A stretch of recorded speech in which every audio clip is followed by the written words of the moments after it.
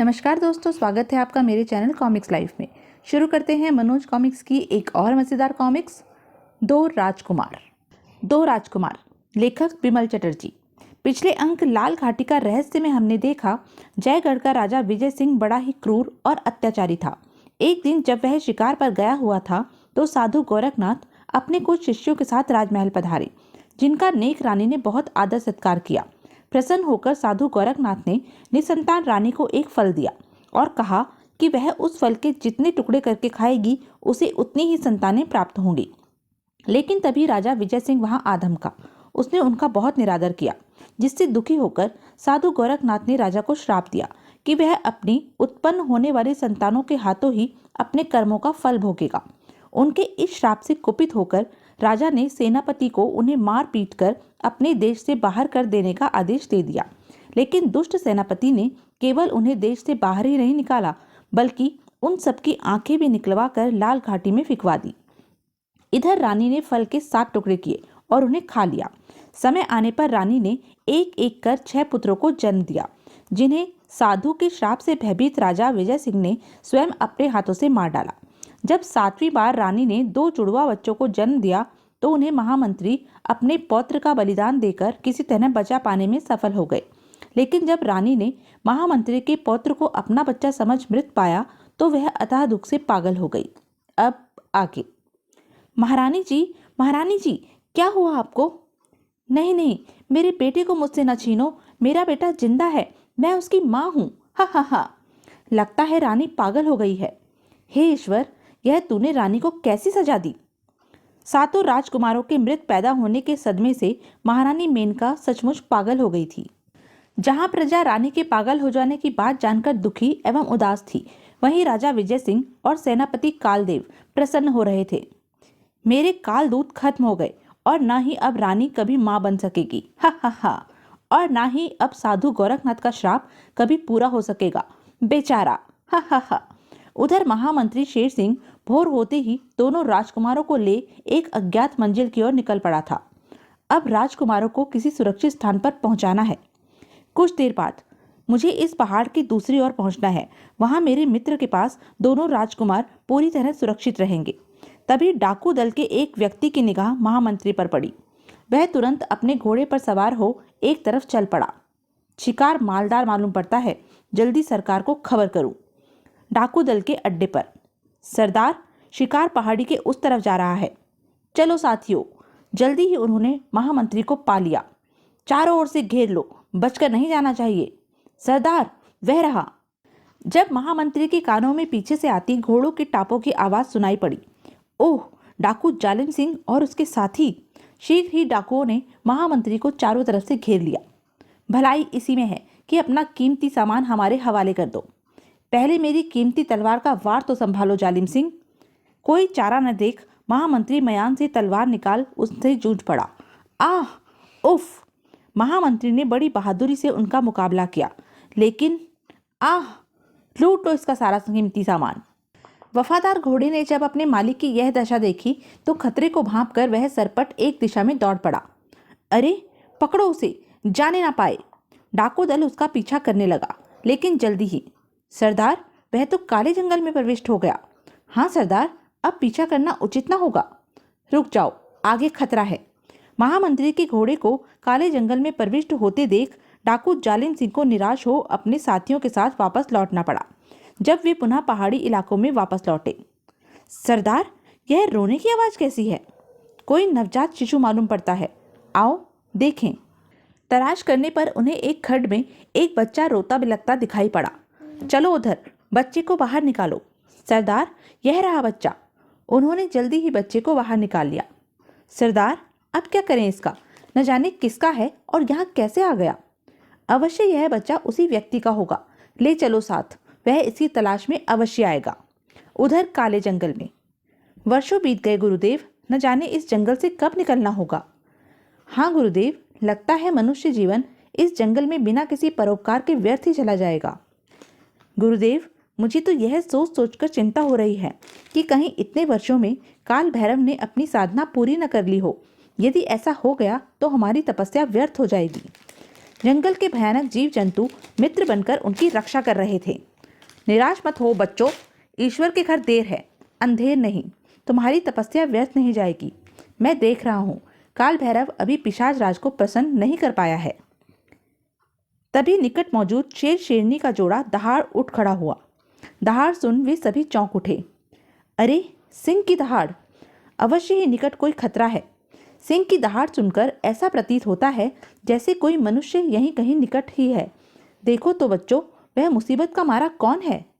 गुरु गोरखनाथ के आदेश पर शिष्य शेर की दहाड़ की आवाज के आधार पर एक तरफ पड़ने लगे। न जाने यह सिंह का जोड़ा हमें कहाँ लिए जा रहा है। हम देख भी तो नहीं सकते। शेर शेरनी दहाड़ते हुए उस स्थान पर पहुंचे जहां महामंत्री अपने घोड़े पर मूर्छित पड़ा था, और वहां पहुंचते ही उन्होंने दहाड़ना बंद कर दिया। ओह, दहाड़ बंद हो गई। तब अवश्य ही कोई मुसीबत का मारा निकट ही है। कौन हो भाई, आवाज दो, कहाँ हो तुम? तभी झोले में सोए बच्चे की नींद टूटी और उसने रोना आरंभ कर दिया। अरे, यह तो किसी बच्चे के रोने की आवाज है। आश्चर्य है, इस भयानक जंगल में बच्चा कहाँ से आ गया? रोने की आवाज वाली दिशा का अनुमान कर साधु टटोलते हुए महामंत्री के घोड़े से जा टकराए। अरे, यह तो कोई घोड़ा मालूम होता है, और यह इस झोले में कोई बच्चा है। ओह, यह तो कोई मूर्छित व्यक्ति जान पड़ता है। पीठ पर तीर धंसा है, घायल भी है। फिर घोड़े की रास थाम वे अपनी झोपड़ी में ले आए। कौन है बच्चों? कोई घायल है गुरुदेव, एक अबोध शिशु भी है इसके साथ। ओह, इसे भीतर ले आओ। बेहोश महामंत्री को उठाकर वे झोपड़ी के भीतर ले गए। जख्म गहरा नहीं मालूम पड़ता। औषधि तैयार करके इसके जख्म पर मरहम पट्टी कर दो। होश आने पर मालूम करेंगे कि यह कौन है। जो आज्ञा गुरुदेव। और शिष्यों ने औषधि तैयार कर महामंत्री के जख्म पर बांध दी। न जाने यह कौन अभागा है और यह बालक। कुछ समय पश्चात जब महामंत्री शेर सिंह को होश आया, अरे, मैं कहाँ पहुंचा? ओह, मेरी मरहम पट्टी भी हुई है, लेकिन राजकुमार? तभी साधु गोरखनाथ राजकुमार को गोद में लिए शिष्यों के साथ अंदर प्रविष्ट हुए। अरे महर्षि गोरखनाथ जी, आवाज तो जानी पहचानी सी लगती है। कौन हो बेटा तुम? हमें कैसे जानते हो, और तुम्हारी यह दुर्दशा किसने की? मैं महामंत्री शेर सिंह हूँ महर्षि, लेकिन आप लोग इस अवस्था में यहाँ कैसे? ओह, तुम! यह सब उस दुष्ट सेनापति कालदेव का किया धरा है। फिर साधु गोरख किस्सा कह सुनाया। सब कुछ सुनने के पश्चात महामंत्री ने भी उन्हें सारा किस्सा सुनाते हुए अंत में कहा, और अब राजकुमारों को लिए मैं इन्हें किसी सुरक्षित स्थान पर पहुंचाने जा रहा था तो डाकू जालिम सिंह के दल ने मुझ पर आक्रमण कर दिया और मैं जख्मी होकर बेहोश हो गया। उसके बाद स्वयं को यहाँ पा रहा हूँ महर्षि। ओह, तो यह बात है। तभी सहसा साधु गोरखनाथ कुछ ध्यान करके बोले, महामंत्री जी, आप 2 राजकुमारों की बात कर रहे हैं, लेकिन हमें तो आपके पास केवल एक ही राजकुमार मिला है। दूसरा कहाँ है? क्या एक ही राजकुमार मिला है? तब जरूर दूसरा वहीं कहीं गिर गया होगा। दूसरे ही पल वह व्याकुल स्वर में बोल उठा, मुझे आज्ञा दीजिए महर्षि, दूसरे राजकुमार को खोजना होगा, लेकिन जाने से पहले एक प्रार्थना है कि राजकुमार का पालन पोषण आप करें। हमें कोई ऐतराज नहीं महामंत्री जी, आज से आप इसी राजकुमार अमर सिंह के नाम से जानेंगे। उनसे विदा ले महामंत्री वापस लौट पड़ा और शीघ्र ही उसी पहाड़ी इलाके में पहुंचा। स्थान तो यही है जहां डाकुओं ने मुझ पर आक्रमण किया था, और राजकुमार की खोज करता करता महामंत्री डाकुओं के अड्डे तक पहुंच गया। ओह, यह डाकुओं का अड्डा ही मालूम पड़ता है, डाकू जालिम सिंह के अड्डे पर। सरदार, वह आदमी तो वापस नहीं लौटा। अब इस बच्चे के बारे में क्या ख्याल है? क्या इसे खत्म कर दिया जाए? नहीं, इसका पालन पोषण हम करेंगे। बड़ा होकर यह हमारा सहारा बनेगा। आज से तुम लोग इसे अपना छोटा सरदार समझो। एक दिन दुनिया इसे जालिम सिंह के बेटे दुर्जन सिंह के नाम से जानेगी। ठीक है सरदार। तो दूसरा राजकुमार इन्हीं के पास है। इससे ज्यादा सुरक्षित स्थान राजकुमार के लिए कोई दूसरा न होगा। उचित समय आने पर ही अब मैं यह भेद खोलूंगा। फिर निश्चिंत हो महामंत्री वहां से चुपचाप राजमहल की ओर लौट पड़ा। चलकर अब महारानी की सुध लूं, न जाने उन पर क्या बीत रही होगी। महाराज और सेनापति को भी सबक सिखाना होगा। लेकिन अभी मुश्किल से उसने घाटी को पार ही किया था कि उफ, यह तेज हवा कैसी! ओह, और वह क्या? जब वह धुआं निकट पहुंचा, बाप रे, यह तो कोई भयानक जानवर प्रतीत होता है।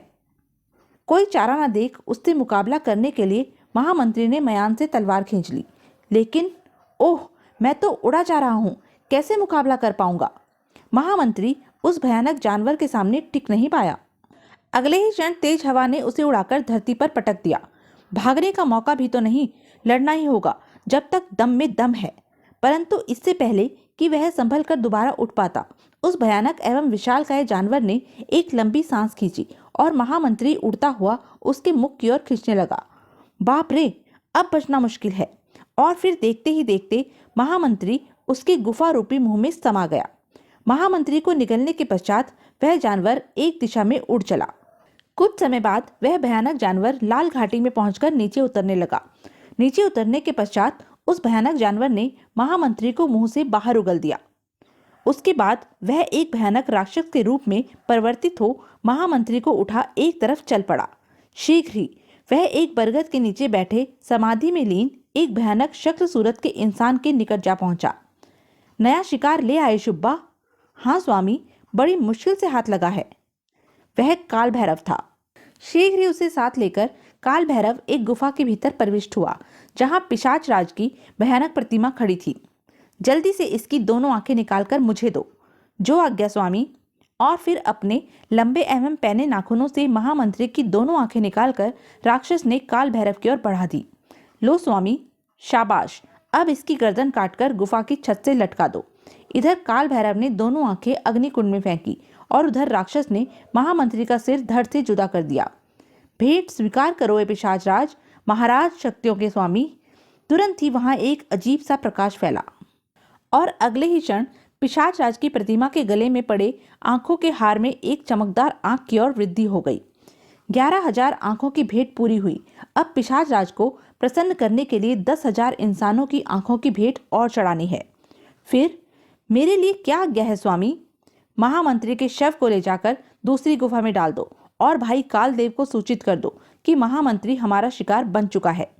जो आज्ञा। राक्षस महामंत्री के सिर विहीन शरीर को उठाकर एक अन्य गुफा में पहुंचा और उसे गुफा के भीतर फेंक दिया। जैसे ही महामंत्री का शरीर गुफा के अंदर गिरा, पत्थर का हो गया। फिर राक्षस सेनापति कालदेव के पास पहुंचा और उसे सारी स्थिति से अवगत कराया। चलो, यह कांटा भी अपने आप दूर हो गया।